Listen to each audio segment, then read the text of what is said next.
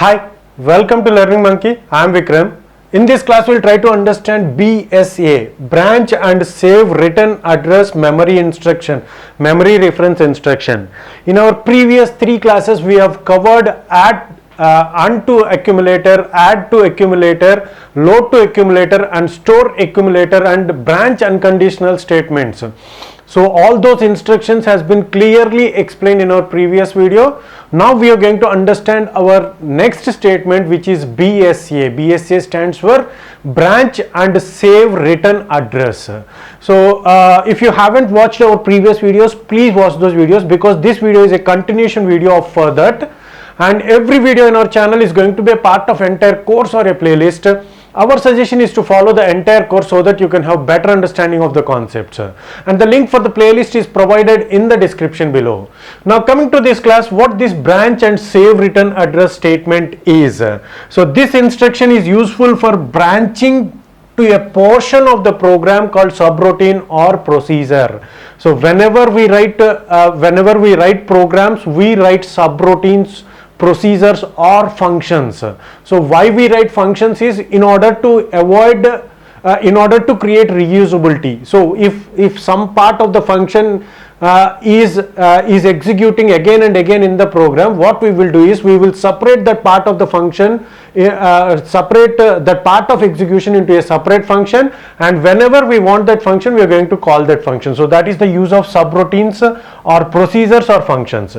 So let's try to understand the concept of branching and save return address by using this programming example. This is our program. In this program, we are having these a is equal to 10, b is equal to 5 and c is equal to a plus b, and after that we have a, b, c function. So this function call, whenever we make this function call, we will go to this line of code. So what happens? So the sequence of program, the sequence of steps will get executed. How a program will get executed? It will get executed sequentially. First this line will get executed, this line will get executed, and this line will get executed. So this is what we call it as a function. So whenever there is a function, the execution of the statement will move from the sequence to some other step, will get jumped to another step. So whenever this line is executed, so this the execution of the statement will jump to here, and from here these sequence of lines will get executed. After completing this line of code, what happens is the execution will return back to this statement. Okay, so this is how the functions will get executed. Okay, so now how this program is getting converted by the compiler. So this is written by the end user. So how it has to be executed is not decided, is decided by the compiler. So the compiler is going to produce the machine level instructions in such a way so that the program will act accordingly. Okay, so how this is done is, so this is the machine instruction code for that program. These two lines represents these two lines of the program. I have randomly taken the ones and zeros. So now our concern starts from here. So whenever this line is getting executed, so the compiler is going to convert this line to this line of code. So what this line of code states is 0 BSA. BSA in the sense the opcode is going to be 101, and this is what we call it as address part. So what happens whenever this code is executed? So first this line will get executed, after that this line, and after that this line will get executed. So this line will get fetched onto the instruction register. Okay, 0 BSA 35 will get fetched onto this register, and so the program counter, so in the transfer of this program counter is filled with 21, and after fetching it, so in the process of fetching this instruction, this program counter will be incremented to 22, and now in the decode process, this 35 will get transferred to address register 35. Okay, so now what we have to do is, so this program, this execution, this instruction has to be executed in such a way so that we have to shift from this line of code to this line of code. So what the compiler will do is, whenever the functions are getting created, the compiler will leave an empty space. So why we are going to leave that empty space, we will try to understand. So whenever, so this is where the function starts. So this function starts from the location 36, but before this function, one line of code is left empty. So what happens in this line of code is, this line of code is going to be saved with the return address. What it means is, after the execution of this statement, where we have to move, so because this function is at line 22, we have to move to 23rd line. So after executing this function, so this function is from here to here. After executing this function, we have to move which line to which line of code we have to move? We have to move to 23rd line. So that is where we have jumped from one place to another place. So 22nd place is the place where we have jumped from one place to another place, one location to another location. Whenever the completion of that function happens, we have to shift back to 23rd line. So that has to happen. So in order to make that happen, what the compiler will do is, before every function's location, one memory location is left empty. So this memory location is left empty. So so how this 23 will get filled here is, so that is done by these statements.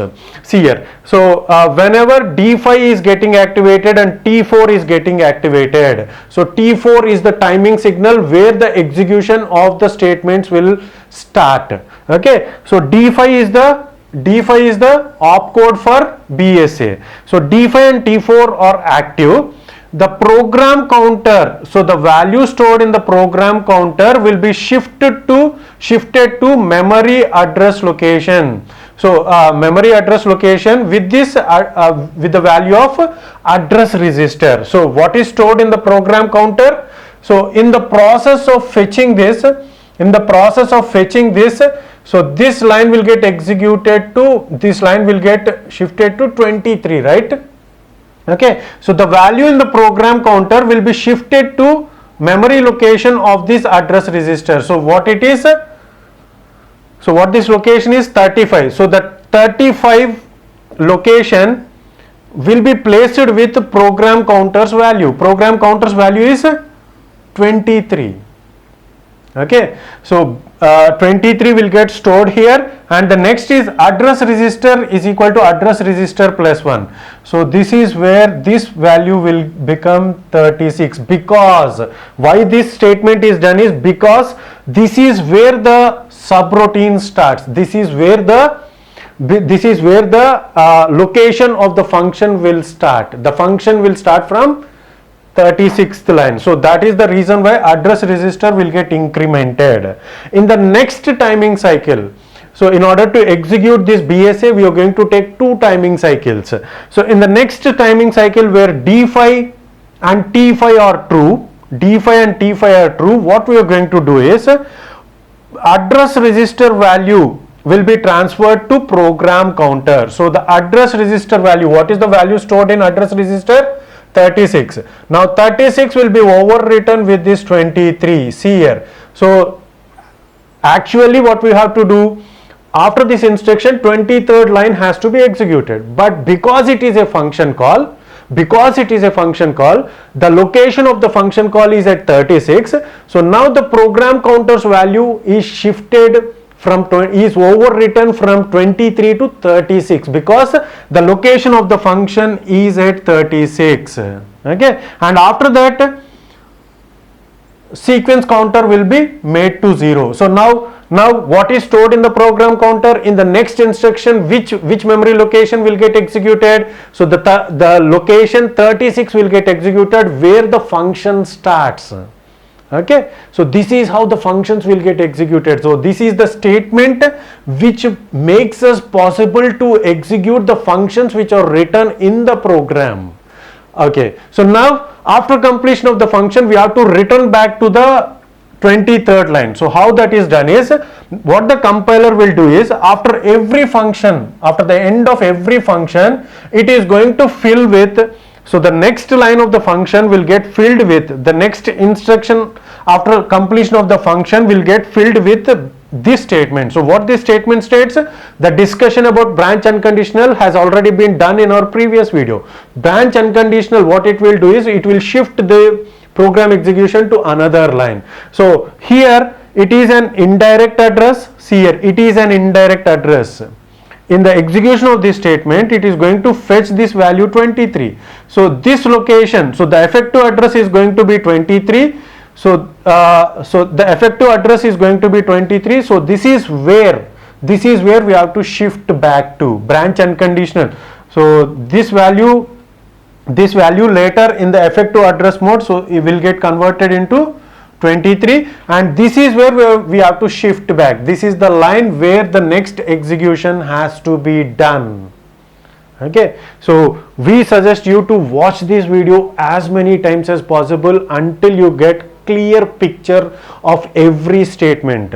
And in the process of understanding this video, if you get any doubts, please immediately ask the doubt in the comment section below. And these instructions are very, very, very important to understand. With this idea, you can understand how the computer works, how the compiler is converting according to the machine. So this is all about branch and save return address. Hope you got the clarity on this concept. Thanks for watching. If you haven't subscribed to our channel, please subscribe to our channel and press bell icon for the latest updates. And if you have any doubts regarding this concept, please post your doubt in the comment section below. And if you feel that this video is very much helpful to you, please give us a like symbol and please share this video with your friends so that they will also get benefited.